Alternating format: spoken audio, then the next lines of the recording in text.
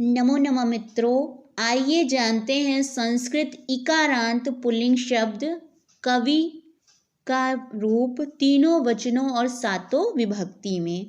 प्रथमा विभक्ति एक वचन कविः, द्विवचन कवि, बहुवचन कवयः। द्वितीया विभक्ति एक वचन कविम्, द्विवचन कवि, बहुवचन कवीन्। तृतीया विभक्ति एक वचन कविना, द्विवचन कविभ्यां, बहुवचन कविभिः। चतुर्थी विभक्ति एक वचन कवये, द्विवचन कविभ्यां, बहुवचन कविभ्यः। पंचमी विभक्ति एक वचन कवेः, द्विवचन कविभ्यां, बहुवचन कविभ्यः। षष्ठी विभक्ति एक वचन कवेः, द्विवचन कव्योः, बहुवचन कवीनां।